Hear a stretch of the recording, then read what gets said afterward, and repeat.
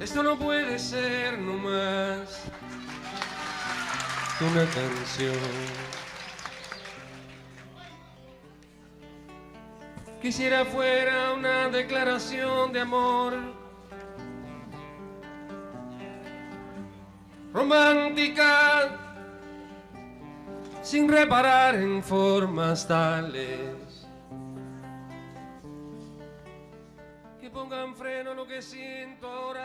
¿Qué tal están? Saludos desde la Casa de Iberoamérica, donde arrancamos Traspunte de esta semana. Vamos a rendir un pequeño homenaje a un grande del mundo de la música, de la canción, de la poesía, diríamos aquellos que nos gustan tanto. Pablo Milanés nos dejaba este pasado mes de noviembre con 79 años de edad, pero nos dejó un legado muy importante a aquellos que amamos la música. ¿Quién no ha escuchado alguna vez alguna frase poética dentro de una música escrita desde el corazón, desde la reivindicación? Porque sus canciones no eran solo canciones de amor, tenían un mensaje político, social detrás que yo creo que todos debemos de conocer. Una persona que conoce muchísimo a diversos cantautores, como no Luis García Gil, que va a estar aquí con nosotros un ratito para hablarnos de esta figura. Él es cubano, pero también muy español. Pablo Milanés, que nos dejaba, como decía yo antes, con una edad avanzada, pero nos hubiera gustado que hubiese durado 20 años más, cómo no, porque él seguía luchando, trabajando y haciendo sus poemas. ¿Qué tal, Anabel? Pues bueno, un placer de nuevo estar en tu programa. Y sí, la verdad es que hablar de Pablo Milanés es hablar de la mejor canción popular, ¿no?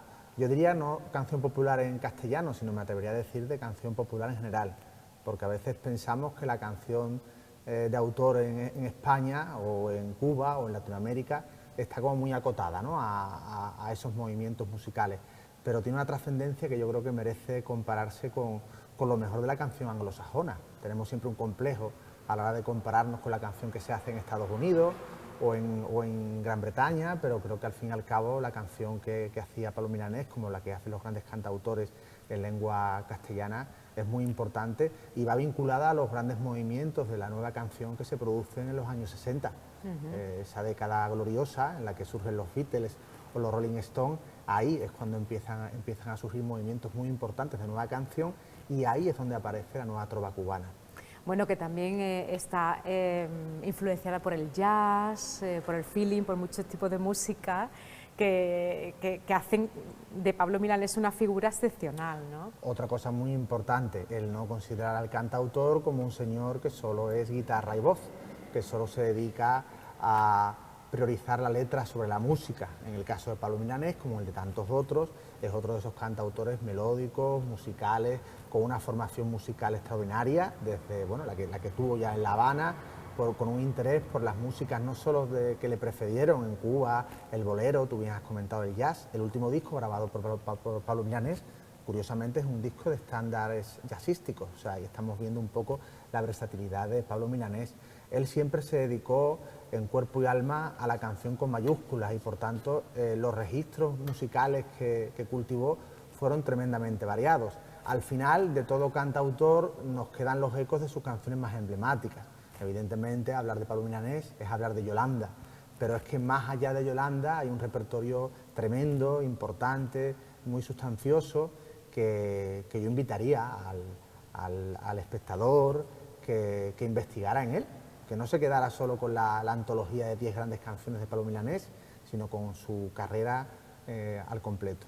Yo decía también, son poemas, versos cantados, ¿no? Yo cada vez que me encuentro con un cantautor cuya letra va más allá de textos de amor o que nos podamos adjudicar a nuestra propia vida, tienen un mensaje social muy importante detrás, aquella época de la vida que le tocó vivir y que ha reflejado en las letras. Bueno, además Pablo Milanés vive muy de lleno la Revolución Cubana, ¿no? El surgimiento del castrismo, la Revolución del 59 y también el desencanto. Es curioso que su colega de canción, Silvio Rodríguez, en cierta manera terminaran separándolo lo que es su visión de la Revolución Cubana como algo que había que seguir defendiendo, como es el caso de Silvio Rodríguez, que se va a morir revolucionario y defendiendo la revolución, o el caso de Pablo Milanés, que sintió en sus carnes el desencanto de la revolución, porque consideró que al final esa revolución realmente se había convertido en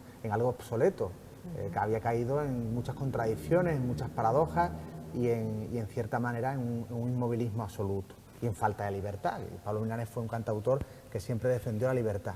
A la hora de hablar de sus canciones políticas, pues bueno, ahí está el Yo pisaré las calles nuevamente, por ejemplo, o La vida no vale nada. Son dos modelos de canción política maravillosos en Pablo Milanés, que los gesta en los años 70, son canciones que se escucharon mucho, fueron muy rebeldes, forman parte de ese espíritu rebelde de Pablo Milanés, y además son un modelo de canción política. ¿Por qué?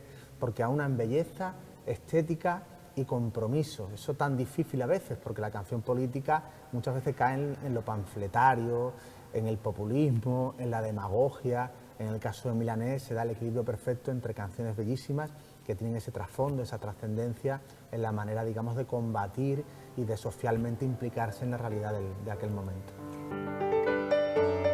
Muchas veces te dije que antes de hacerlo había que pensarlo muy bien, que esta unión de nosotros le hacía falta carne y deseo también.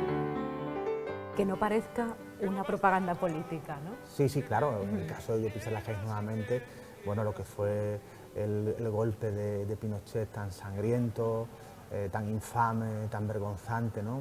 Esa dictadura de Pinochet tan dura. Claro, esa canción, creo que todo el mundo se siente retratado en cierta manera en esa defensa que hace Pablo Milanés, sobre todo de todo lo que supuso Salvador Allende y todo lo que derroca y fulmina Pinochet, ¿no? Entonces, claro, esa canción nos debe conmover, a todos nos debe llamar a escucharla y a sentirnos parte de ese mensaje de libertad. Pero es que a veces la libertad también tiene que ser contra unos regímenes que pueden ser fascistas, pero también curiosamente comunistas, ¿no? En ese sentido, toda dictadura es mala, toda dictadura cae en una serie de intolerancias tremendas y terribles y devastadoras, y el cantautor, el poeta, el escritor debe estar siempre comprometido con la libertad, y la libertad pues significa estar siempre a favor, digamos, de los más oprimidos y en contra, evidentemente, de toda dictadura o de todo totalitarismo, ¿no? Hablando de libertad, se me viene a la cabeza gente que ha tenido problema actualmente cuando ha querido expresarse libremente a la hora de escribir canciones. Hemos dado pasos atrás, Luis, porque a veces tenemos miedo a expresar lo que realmente sentimos, incluso gente que se dedica a la música más contemporánea, raperos que ya sabemos que han sido detenidos por expresar sus ideas. ¿Estamos en un momento complicado para expresarnos libremente?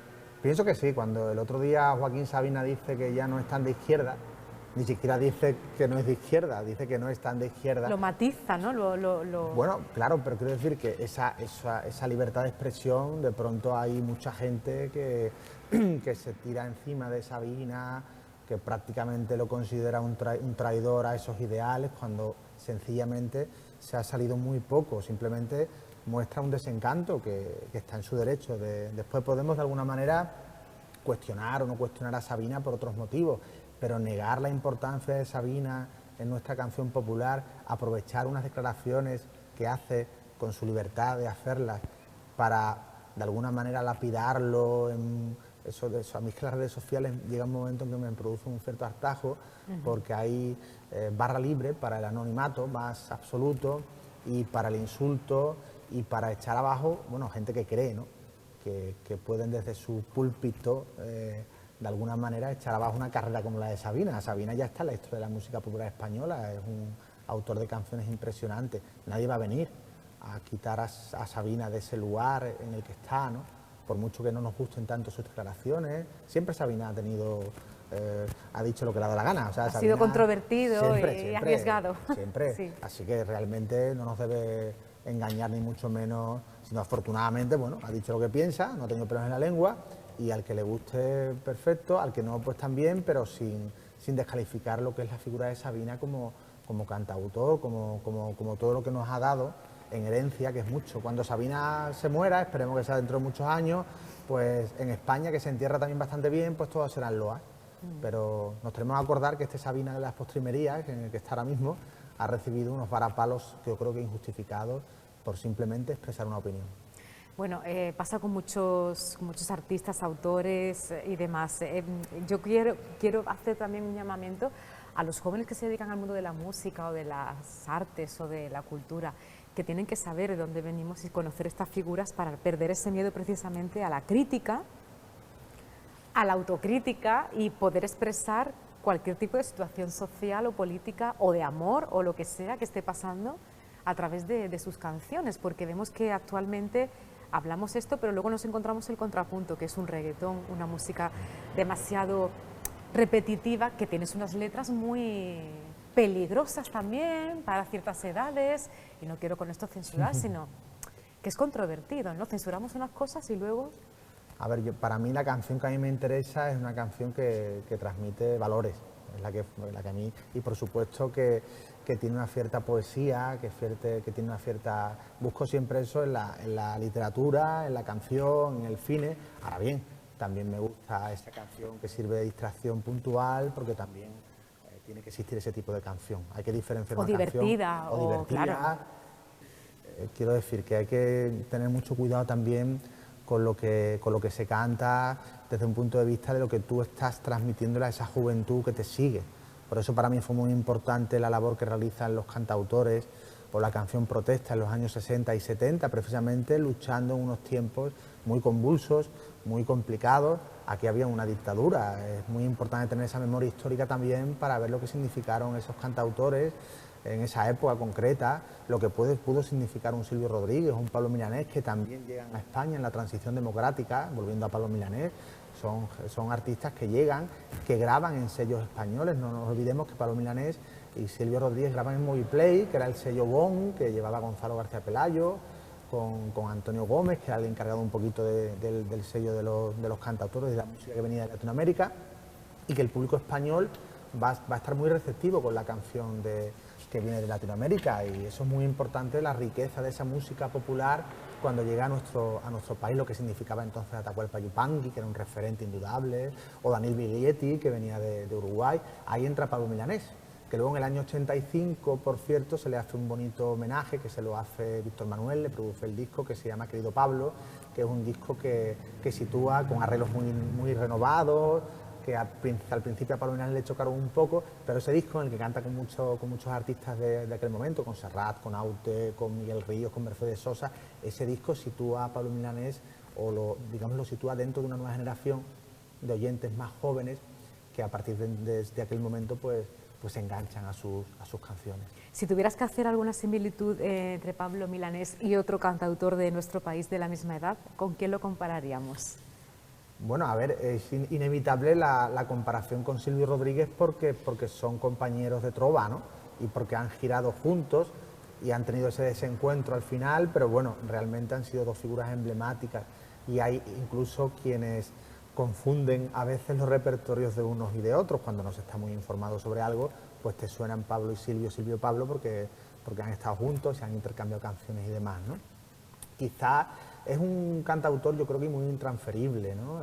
Ha creado un gran legado, tiene mucha influencia en cantautores que luego han venido detrás, pero no veo ni nadie que se le parezca, ni nadie que te pueda decir ahora mismo que pueda ser... Hay mucha gente que considera, como Ismael Serrano, que consideran a estos cantautores como referentes importantes. Eso es bueno, no parecerse a nadie, ¿eh? Sí, Ser único. Pedro Guerra tiene mucho de la trova cubana, al fin y al cabo, bueno, la música que hace Pedro Guerra conecta mucho con esa sensibilidad, pero como tú bien dices, siempre cada uno con su personalidad. Con muchísimo gusto voy a interpretar la última de mis canciones, que más que canción pretende ser una misa en función del futuro de la humanidad.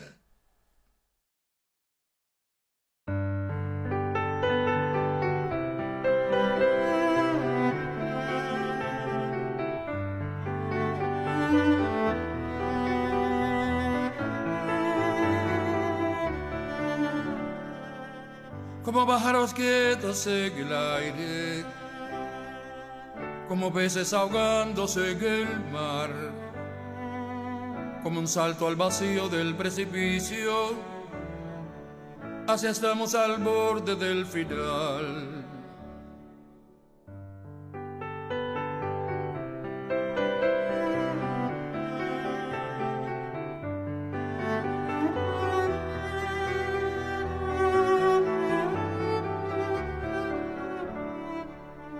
como pájaros quietos en el aire, como peces ahogándose en el mar, como un salto al vacío del precipicio, así estamos al borde del final. Yo no sé si ha fallado el perdón de los pecados, de las deudas contraídas durante una eternidad, o falló el paraíso que prometieron los hombres, de un planeta de iguales, de riquezas, de paz. Solo sé que lloramos con miedo sin futuro, esperando el milagro que un día llegará, un milagro que viene saturado de dudas, del salto que resulta salvar la humanidad.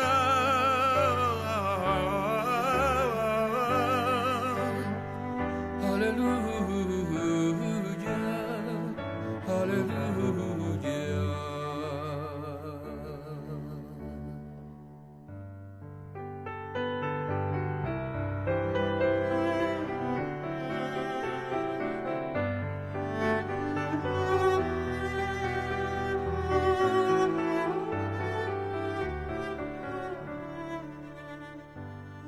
Por eso me pregunto, ¿volverán los pecados? ¿Las deudas sanarán? ¿Tendremos un paraíso de igualdad y de paz? No tengo la respuesta, la tendrás tú jamás. Aleluya,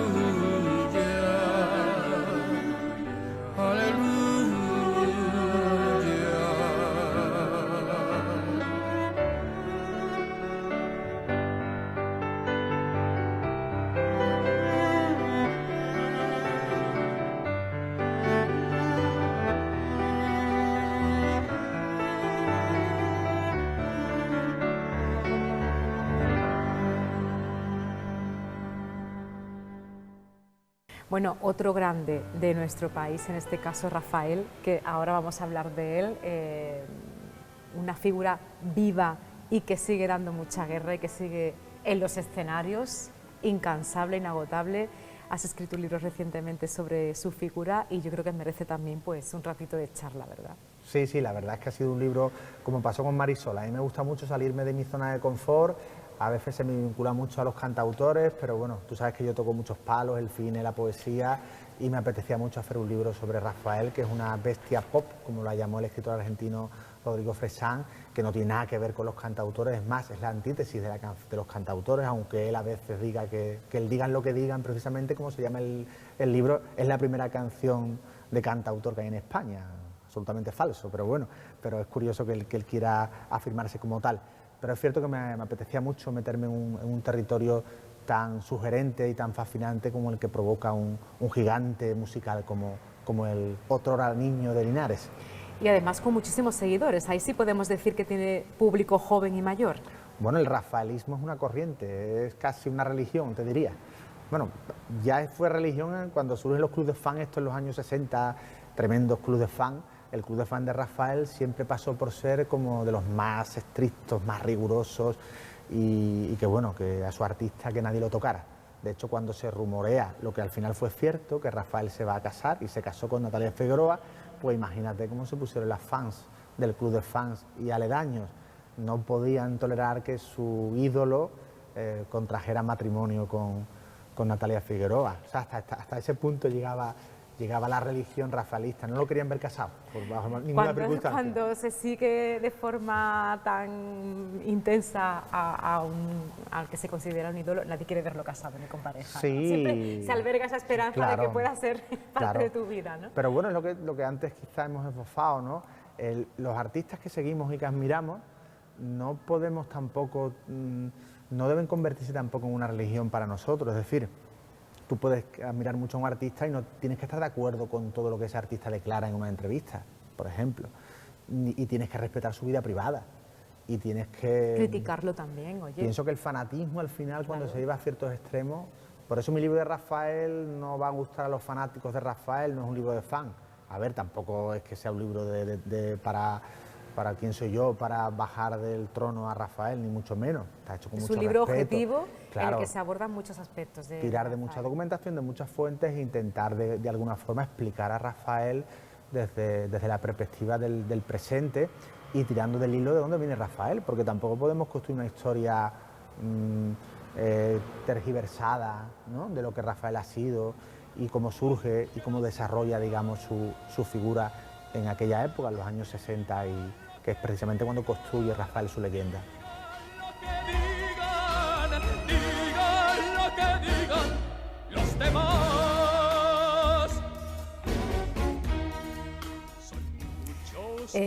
Nos gustaría que estas paredes estuvieran llenas de fotografías de Rafael. ¿Habría para llenar uno, no?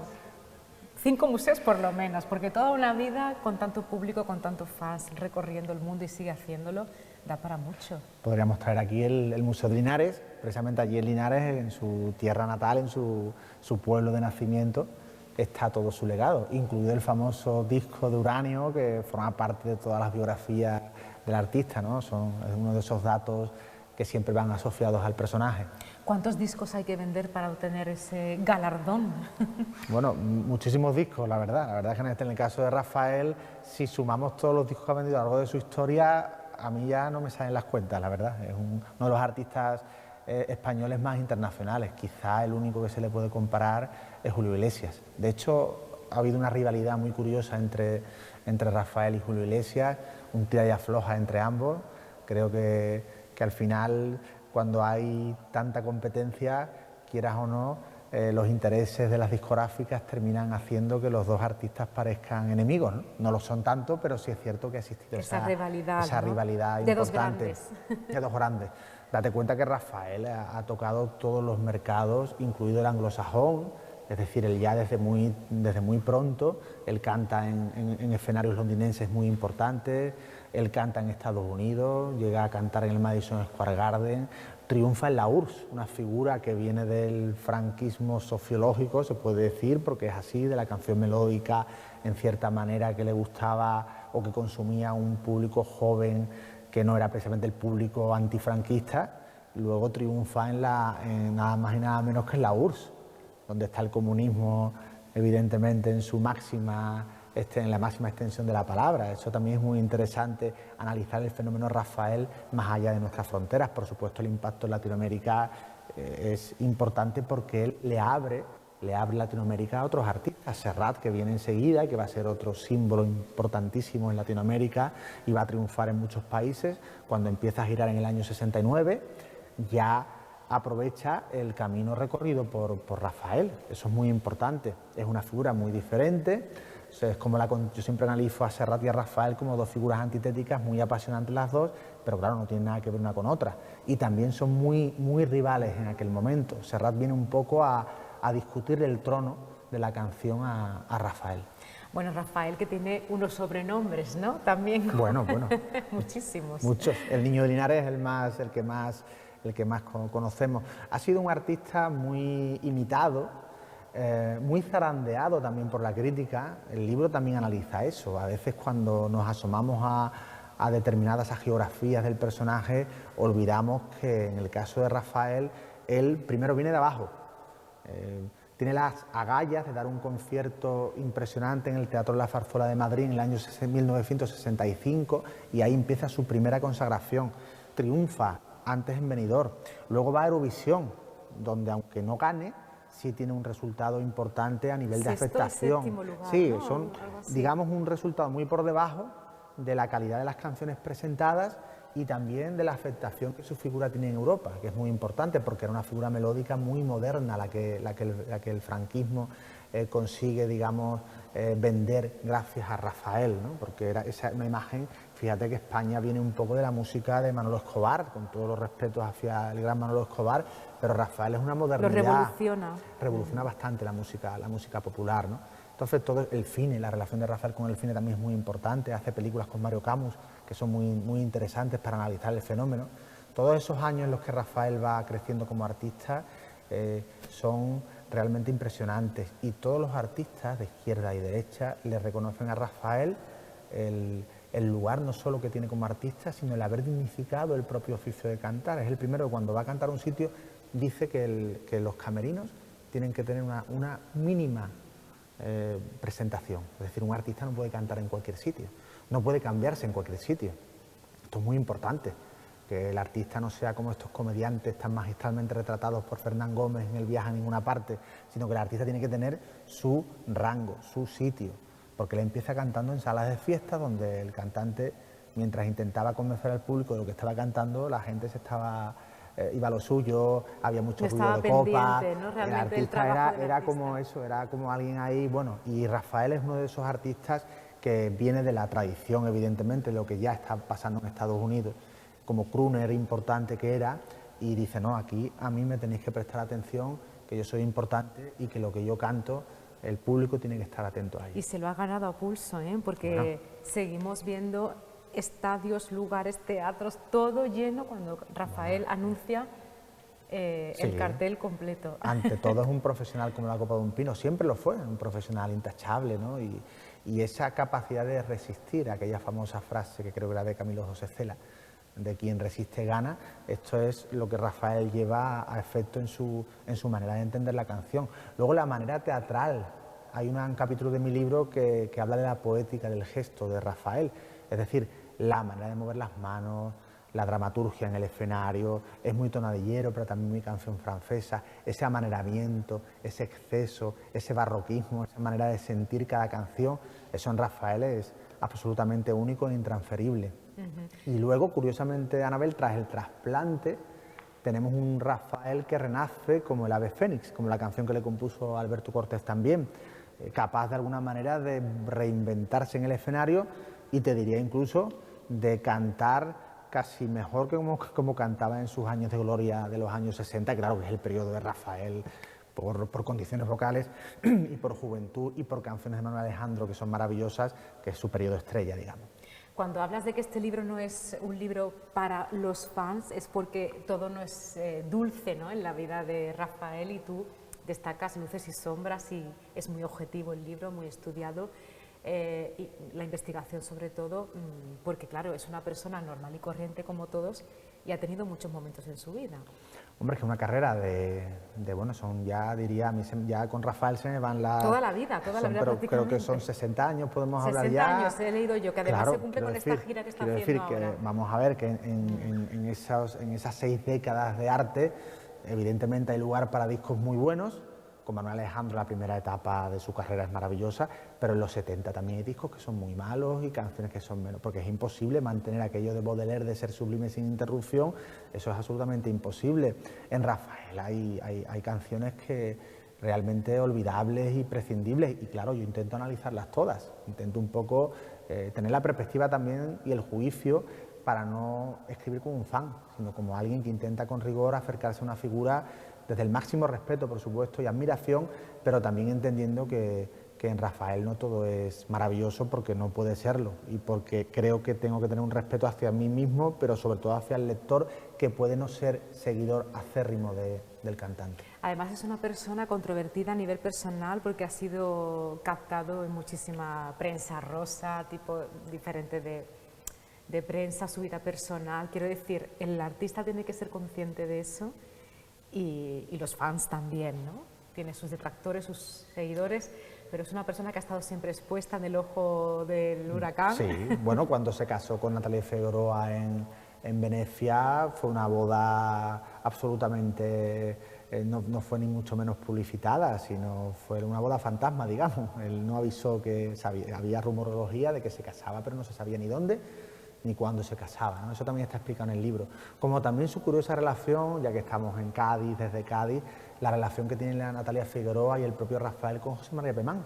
El libro saca a relucir una serie de cartas que se escriben Natalia y Pemán, y la relación de Pemán también con Rafael, que a través de... Bueno, él tuvo mucho que ver en ese matrimonio también. Es algo que a lo mejor ya, como la figura de Pemán está tan denostada y tan olvidada, pues es muy importante traerlo a colación, porque en un momento determinado el intelectual, el poeta, el escritor que reivindica a Rafael en los medios de comunicación, que tiene poder para hacerlo, sobre todo en sus famosas terceras de ABC, es Pemán. Pemán es el ideólogo del Rafael artista, ¿no? Es muy curioso esto porque ahora parece ya que tenemos olvidado que de hecho hay una película sobre Rafael que se llama Rafael PH en Rafael, muy curiosa, que a Rafael no le gustó nada, de Antonio Isasi. Esa película, uno de los que interviene en ella es Pemán. Entonces, bueno, traer un poquito el libro... Son historias desconocidas. Sí, y traerlo un poquito a lo que es la relación de Rafael con Cádiz, sus recitales impresionantes en el Cortijo de Rosales, su amistad con Martín de Mora, que también fue muy importante. Hay un Rafael también que tiene mucho que ver con nuestra ciudad. Bueno, el rafaelismo, al fin y al cabo, que es inmenso y si tuviéramos que elegir una canción, bueno, siempre nos acordamos de la que todo el mundo conoce. Hay varias, pero ¿con cuál te quedarías tú? Bueno, a mí me gusta mucho, por eso he dicho antes, por su tremendo dramatismo, la de la balada triste de trompeta, ¿no? Me parece una cosa impresionante y que da mucho de sí cuando la interpreta en directo, ¿no? De hecho, claro, en nuestros días resulta ya muy complicado que Rafael la cante por la exigencia que tiene esa canción a nivel vocal, ¿no? Pero es una de esas canciones creo que muy importantes de su repertorio y además nos salimos un poquito de todas esas buenas, maravillosas, estupendas canciones que le hizo el jerezano Manuel Alejandro. Bueno, pues muchísimas gracias, Luis, ha sido un placer charlar contigo del libro, recomendable totalmente y para conocer una figura que aunque nos creamos que conocemos, pero quedan muchos flecos ahí por descubrir. Claro, yo además recomendaría, antes de irnos a dormir por la noche, ponernos el videoclip de Escándalo, pero el original, ¿eh? Eso se puede encontrar fácil en internet y nos vamos a ir con una sonrisa importante porque es de esos vídeos en los que Rafael se sitúa muy por encima de los que lo imitan, es decir, él mismo tiene esa capacidad de la autoparodia que a mí me parece maravillosa por otra parte.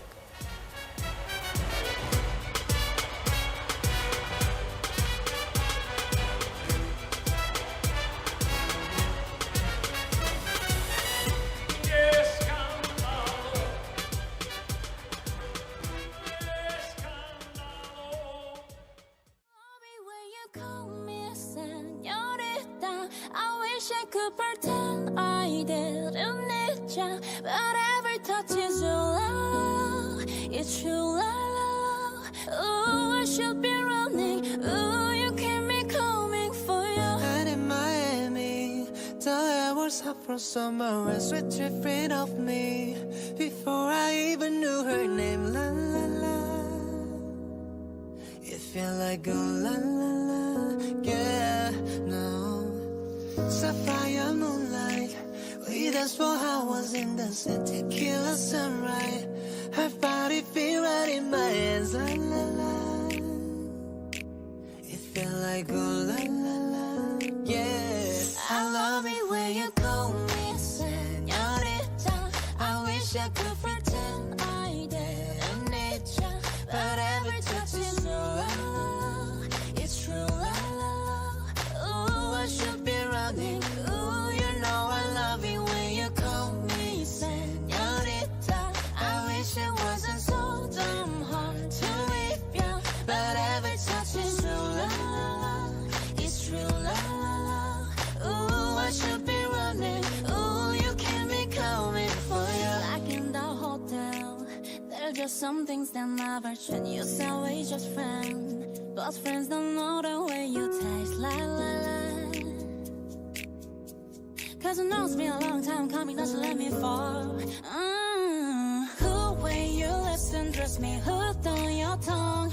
Ooh, love you can't sit still, don't stop. I love it when you call me señorita. I wish I could pretend I didn't need ya, but every touch is your love, it's true love.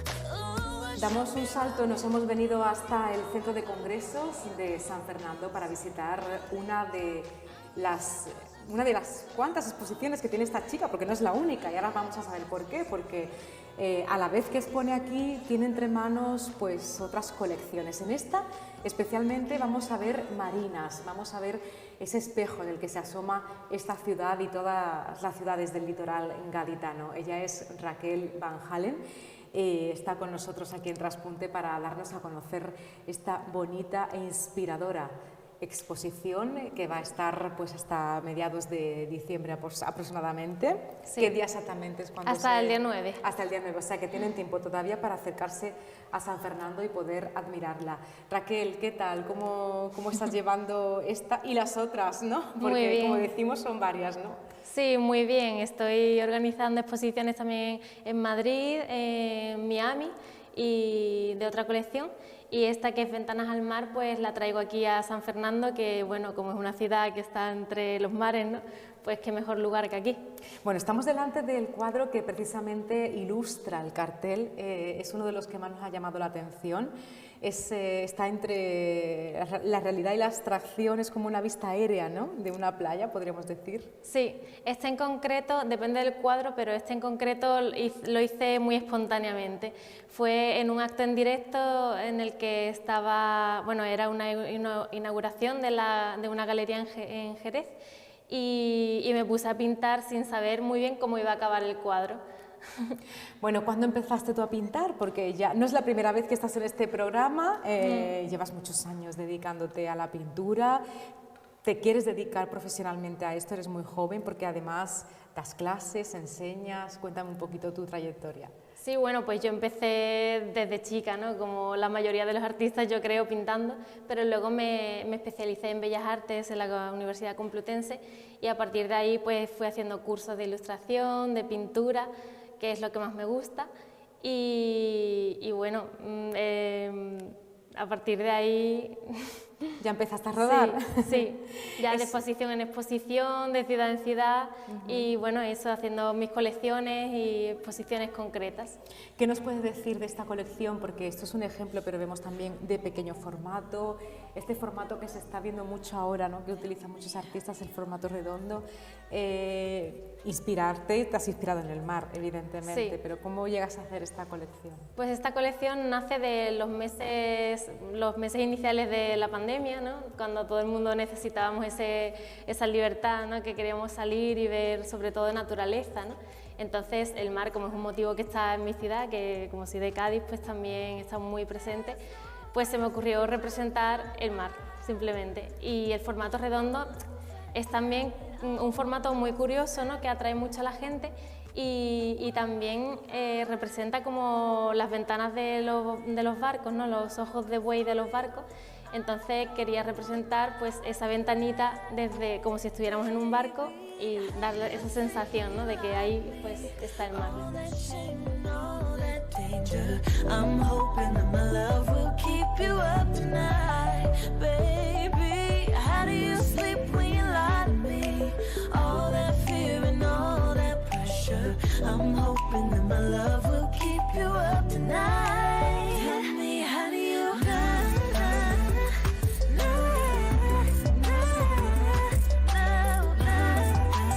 love will keep you up tonight. Además del mar, ¿qué otra temática te gusta? ¿Te enfocas en la naturaleza o pintas otros motivos? Me inspiro en la naturaleza en general, pero para representar un arte a lo mejor más abstracto, con colores, luces y sombras y texturas de la naturaleza, pero no para representar paisajes. Tengo algunos, pero es una colección muy pequeñita que a lo mejor continúo o continúo a lo mejor por las marinas o por el arte abstracto, según vaya viendo. ¿Qué te gusta más?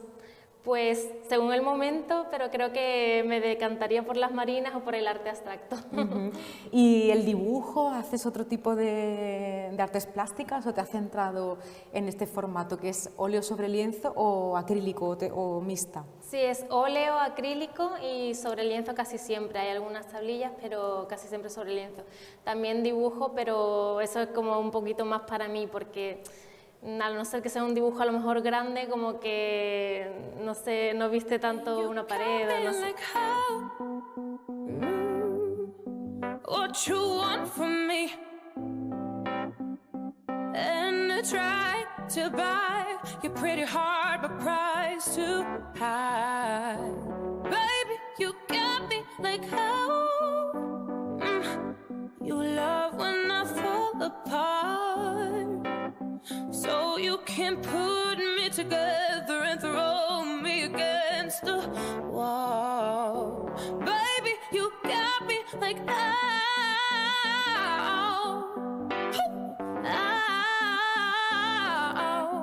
Don't you stop loving me. Don't quit loving me. Just start loving me. Oh, babe, I'm fist fighting with fire just to get close to you. Can we burn something, babe?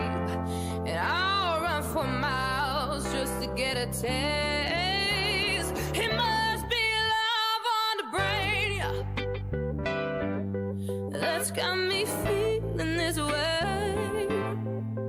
It beats me black and blue, but it fucks me so good, and I can't get enough. It must be love on the brain, yeah, and it keeps cursing my name. No matter what I do, I'm no good without you, and I can't get enough. It must be love on the brain.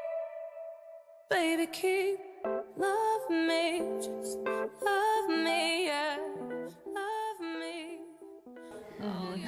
Bueno, ¿y qué tienes entre manos ahora? Porque hablaba yo de otras colecciones. Cuéntame, esas colecciones, ¿dónde podemos verla? En tu página web también tenemos la opción. Sí, en raquelvanhalen.com también están todos los cuadros de todas las colecciones, y la colección que es tipo más abstracta se llama Suresencia, la esencia del sur, está ahora en Barcelona y en Madrid. Y luego también tengo cuadros en una feria que está en Miami. Oh, qué bien, qué interesante. Bueno, Raquel, tú eres de Cádiz, aunque tu apellido no es gaditano, pero sí, es verdad que haciendo un poco recorrido por tu vida son de los holandeses, ¿no?, que estuvieron aquí hace ya muchísimo tiempo. Sí. ¿Te inspiras también en tu historia familiar para crear arte? ¿Miras hacia atrás? No, yo miro siempre hacia adelante, hacia el presente y hacia adelante. ¿Te gusta la pintura contemporánea? ¿Eres más costumbrista? No sé, cuéntame. Pues estoy un poco entre los dos caminos, porque sí que es verdad que me gusta también representar imágenes más más abstractas y otras más figurativas. Entonces estoy un poco ahí.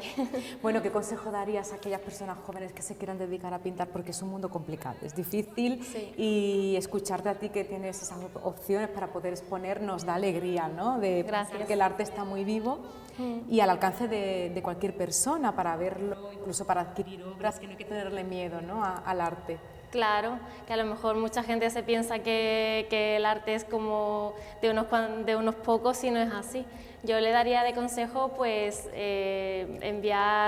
hacer un buen portfolio, enviar sus obras a muchas galerías, a centros de arte donde acojan exposiciones, y apostar por uno mismo y creer en uno mismo. Eso es importante. Sí. Y no dejar de trabajar, constancia. Exacto. Porque, por ejemplo, que esto parece como muy fácil, pero que tiene muchísimo trabajo. Sí, claro, si no se trabaja no se tiene una colección ni cuadros que mostrar. Eso es lo primordial.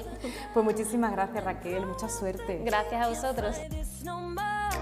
It's just you and me, and there's nothing I can do. I'm stuck with you, stuck with you, stuck with you. There's nowhere we need to be. No, no, no.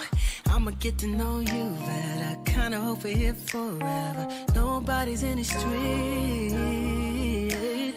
If you told me that the world's ending, ain't no other way that I can spend it. Oh, oh, oh, oh. Got all this time in my hands. Might as well cancel our plan. I could stay here forever. Forever. So lock the door and throw out the key. Can't fight this no more. It's just you and me, and there's nothing I can do. I'm stuck with you, stuck with you, stuck with you. So go ahead and drive me insane, baby, run your mouth. I still wouldn't change being stuck with you, stuck with you, stuck with you. I'm stuck with you, stuck with you, stuck with you. And oh, baby, come take all my time. Go on, make me lose my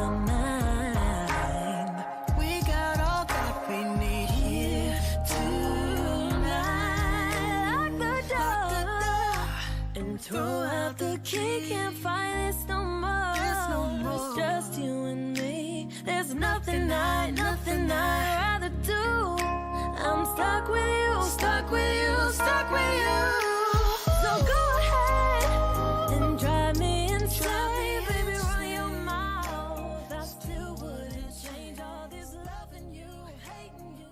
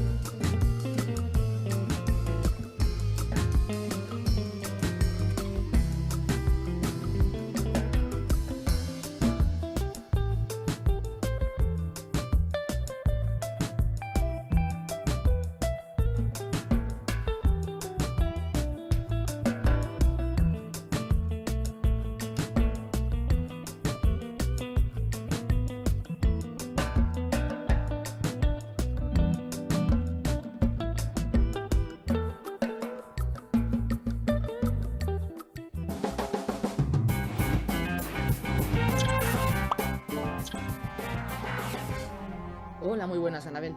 Pues nada, aquí estamos para recomendar un par de libros de dos escritoras que a mí me gustan mucho. Quien me conoce ya sabe que soy muy fan de las dos. Cualquiera de los libros que hayan escrito ellas se pueden encontrar en librerías. Y sobre todo, lo que más me entusiasma es que son dos autoras que se mueven en diferentes géneros con una facilidad impresionante. La primera que os voy a recomendar, por supuesto, es Elia Barceló, con su última novela, Muerte en Santa Rita, o la penúltima, porque luego ha sacado una en Minotauro, de terror, para que veas, ¿no? De la novela negra al terror. Bueno, Muerte en Santa Rita cuenta la historia de un antiguo balneario, que luego fue sanatorio, y más tarde pasa a ser la casa de una anciana escritora que se llama Sofía, que escribe novelas de misterio. Bueno, en esa casa viven unas 40 personas, todas de diferentes pelaje y de diferentes edades, y se forma una comunidad muy interesante donde van a ir sucediendo una serie de cosas que, bueno, podemos imaginar que pasa en cualquier sociedad cerrada, ¿no? En cualquier grupo humano que sea cerrado. La protagonista, bueno, Sofía, recibe la visita de su sobrina, Greta, que es traductora y es la traductora de los libros de Sofía también. Y con ella también llega la visita de un viejo conocido de Sofía, Riquelme, Moncho Riquelme, que tiene unas ideas y unas intenciones nada claras, parece ser. Riquelme, vamos a llamar azares del destino, aparece muerto en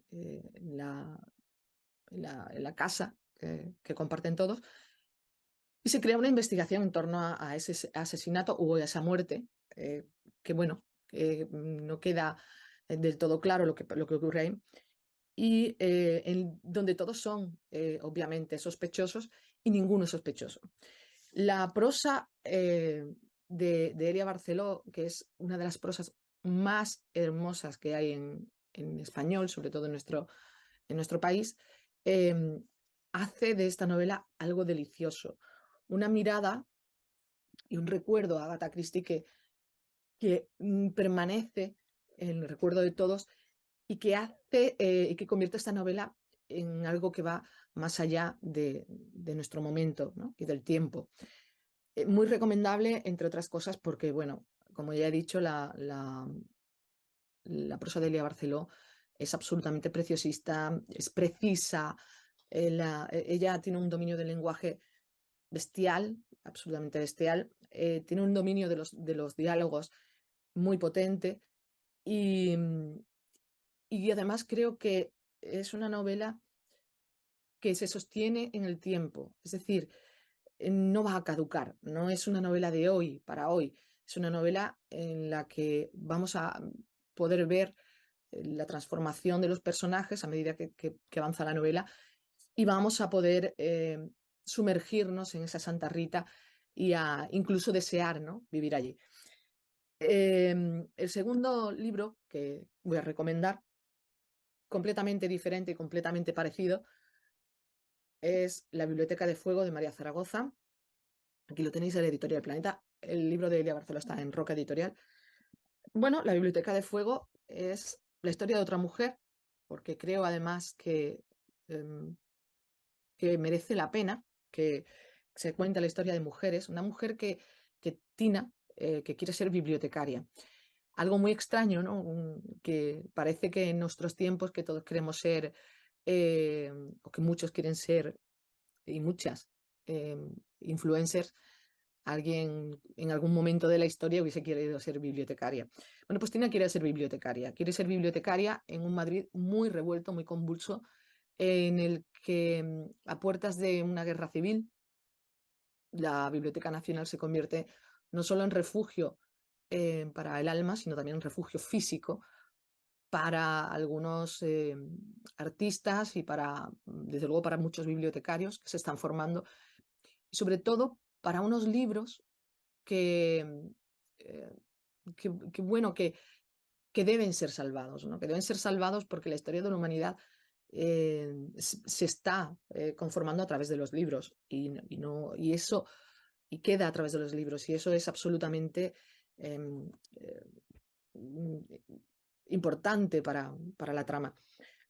Tina se encuentra con una serie de personajes muy interesantes, algunos de ellos profesan la copla, profesan el cabaret, profesan la noche y, por supuesto, profesan, como no, el activismo contra las fuerzas nacionales.